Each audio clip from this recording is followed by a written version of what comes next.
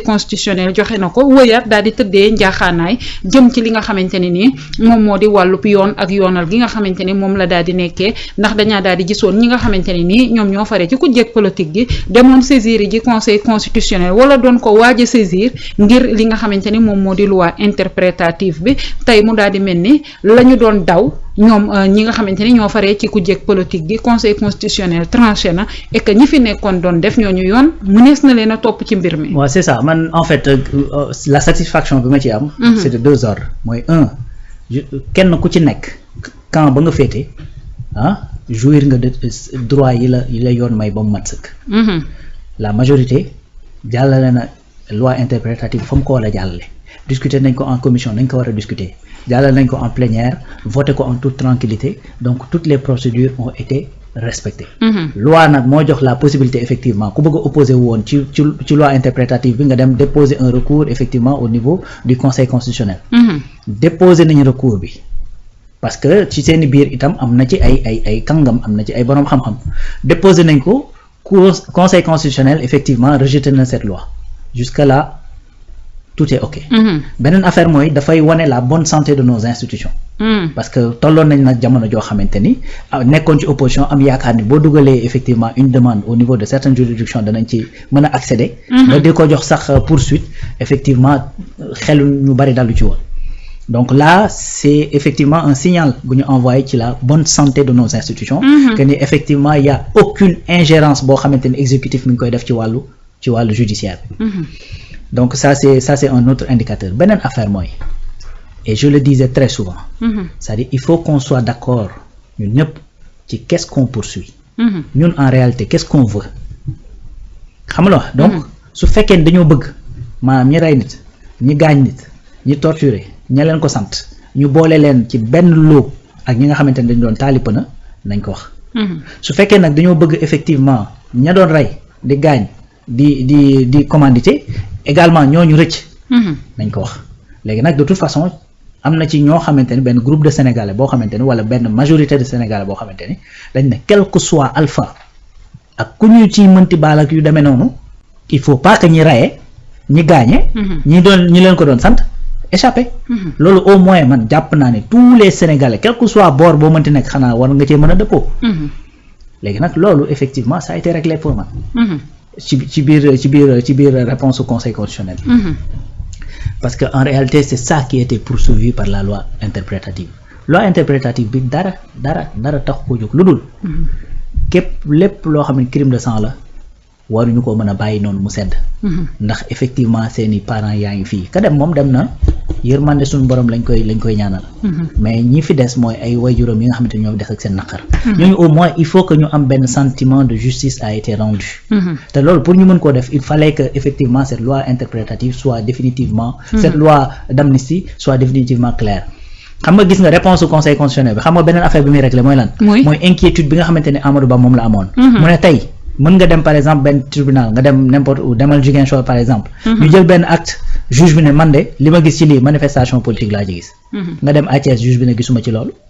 parce que interprétation juge bi lañ koy bàyyi. mais au moins aujourd'hui c'est clair avec le conseil constitutionnel. que bis bu ñu demee ci yoon ba ñu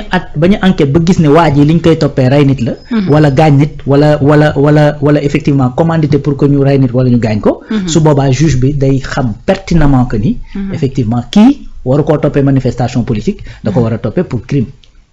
de sang. et bu ko toppee pour crime de sang effectivement war na ko topp même bu loi d'amnistie bi nekkee fii parce que conseil constitutionnel nee na loolu bokku ci. lu dëgg donc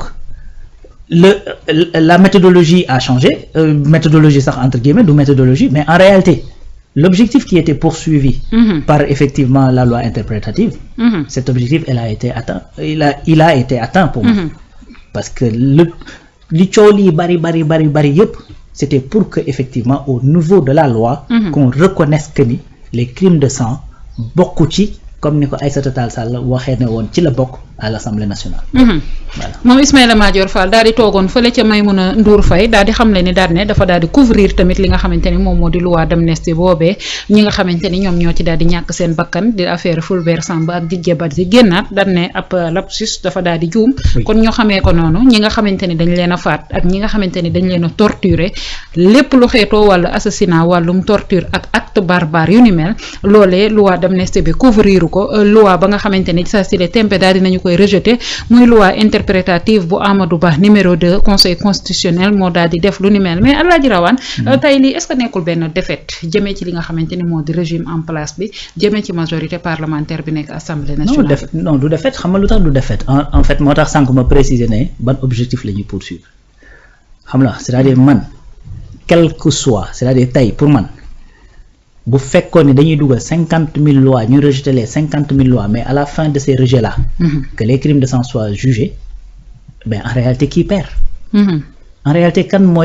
am défaite c'est-à-dire ki am défaite mooy ki nga xamante ne amul yéene ñu juger les crimes de sang n'est-ce pas donc en réalité kooku mooy am défaite xam la parce que yow en fait boo amee objectif da ngay teg ay moyens xam nga gis nga nii man dama jàppoon ni maanaam tous les moyens yi nga xamante ni yoon da ko maye pour que ñu mën a juger les crimes de sang dañ ko war a def loolu yàgg naa ko wax parmi ces moyens il y a cette loi interprétative d'accord dugal nañ ko rejeté nañ ko mais man bu doon man su ma nekkoon ci majorité présidentielle ñu rejeté ko te conseil constitutionnel deful reprécision bi mu def tu sais nu may def damay dugalaat une loi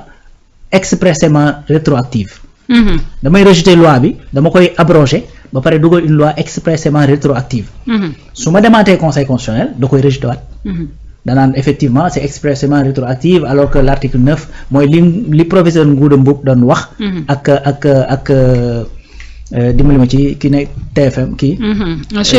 Daouda Mine bi ñu nekkee plateau Seneweb loolu la ko wax article 9 bii de la constitution la ko évoqué la bi muy wax ci affaire loi expressément rétroactive boo demee mu rejeté ko da ngay delluwaat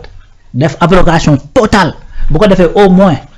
dossiers yi ñu tijji woon kenn dootu leen tijjeeti mais xëy na am na ci benn wala ñaar yoo xamante ni kenn tijjiwu ko woon ñooñu nga mën leen a topp mais quel que soit alpha il fallait que nga épuiser tous les recours même sooy dugal 10